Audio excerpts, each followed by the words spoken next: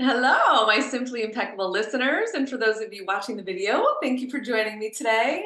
The Simply Impeccable podcast is going strong. I'm so grateful for you all and for lending your ear to this podcast. This episode, you want to sink your heels into, you want to get comfy, cozy in. I want you to meditate on all the wisdom that I want to impart on you today. I want to impart on you some simply impeccable truths. And I want you to really, really think about whether or not you want to keep these as truths, if you want to believe in them and how you want to believe in them. Maybe there's some added layers of beliefs that you want to incorporate in some of these truths, but they are true and irrefutable. Okay? So get ready. Before I start offering up my simply impeccable truths, I just want to share with you a story about this past week with the Bernardo family. My son had an anaphylactic reaction to a wasp sting. He's been stung a million times by bees.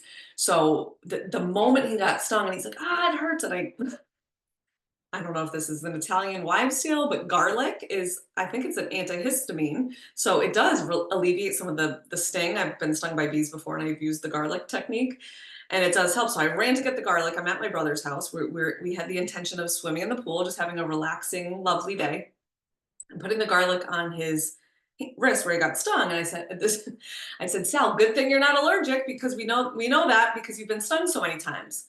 No sooner did I say that, I started noticing white welts on his face and his eyes got red and my stomach hurts. He's like, my stomach hurts, my stomach hurts. And he's like, Mom, just pray for me. Just pray for me. It hurts, it hurts, it hurts. So I prayed for him. He's like, okay, I think I got this. And then he's like, oh, but it hurts. So his stomach hurts. I'm like, okay. So something just didn't feel right. So I did Google. I hate Googling. I'm not a Googler. But I had a healthy fear of what could have been going on, and I just needed some information. So then I had my brother drive us to right up the street to the nearby pharmacy just to get some Benadryl. I'm like, well, let's get some Benadryl in him because this doesn't seem right. He's been stung before, but there's like an immediate reaction, right? So I just as soon as we got to the pharmacy, I opened up the child's Benadryl, gave it to him, and he vomited. So come to find out, when you are in anaphylaxis, there are two systems that are going to present themselves as a true sign that you're in anaphylaxis and you need the epinephrine. So I called the ambulance. So this was a matter of maybe 12 minutes between the wasp sting is what we think it was, between the sting and the ambulance arriving at my brother's house. It was like a 12-minute time frame. So thank God we got in the ambulance. Everything is good. They gave him epinephrine as soon as we got in the hospital because his stats were good on the way to the hospital, but he was very lethargic and out of it. And we kept having to prompt him. Quite frightening, I must say. But this just aligns to simple truth number one, that life does not turn out the way it should or shouldn't. It turns out the way that it does. We have all these fairy tale grand visions of our life, right? I'm going to have picture perfect children. I'm going to marry the perfect man and we're going to live happily ever after. And I'm never going to have any health issues and I'm never going to experience serious pain like so and so over here. Or, right, we have all of these expectations for our life and we start to put the shoulds on our life. I shouldn't have hearing loss. My husband has very poor hearing. I just think of Andrea Bocelli, the famous Italian singer. He's blind, right? Like he could very easily say, I shouldn't have been blind, but he's used this unique gift and journey in a beautiful way. I should have had a brother instead of 5 sisters. I shouldn't have married that guy because I should have known that he was going to cheat on me and ruin our whole family, right? Like I yeah, I shouldn't have this waist size. I shouldn't be brown eyed. I should be blue eyed, right? Like all of the things that we think our life should look like. We have this serious expectation, and I want to just create a visual for you. We have this expectation about life's performance, the outcomes of our life, and the timeline. And here's the deal.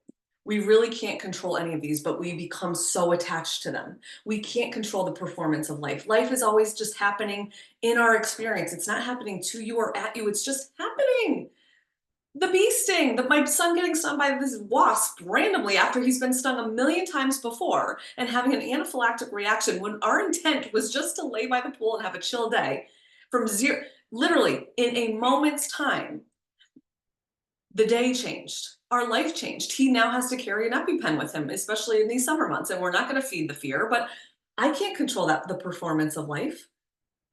I have clients who tell me I want to get married by this time and have babies by this time. Well, we can't control the timeline. You could be thinking all the greatest thoughts, feeling all the greatest feelings about having a baby, and doing all the productive things, having the sex, eating the healthy foods, getting rid of the endocrine blockers, and all the things that are kind of coming about as it relates to hormones and fertility. You can be doing all of that, but we still can't control the timeline of our life. And we cannot control the outcomes. You can be the best parent, and your child could still become an addict.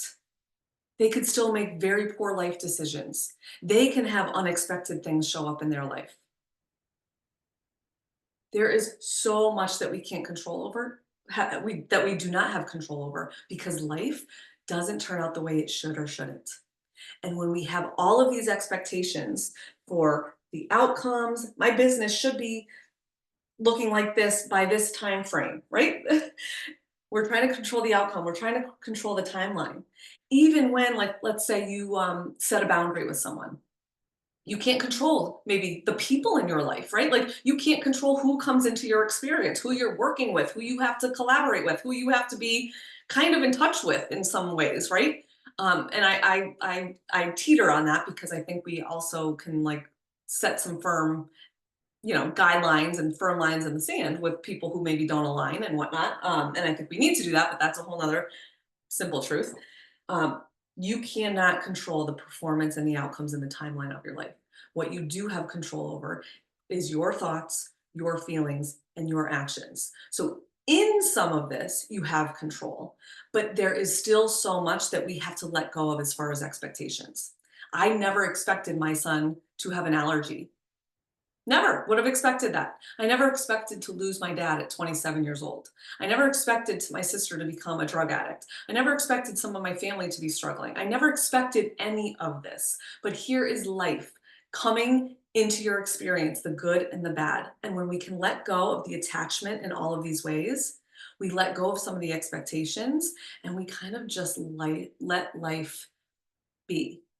And that is so freeing and beautiful, and this is what I teach on more in depth when we align thoughts and feelings and actions and just compel that belief with action. You just become unstoppable in all of the things that you have no control over. So life is not turning out the way it should or shouldn't. It's turning out the way it does. Just trying on that truth. I want you to try that on, and I just want you to feel what comes up in your inner world when you really sink into that thought. What is true in that? What is absolutely true in that? Think about your own life experience. Think about what that means.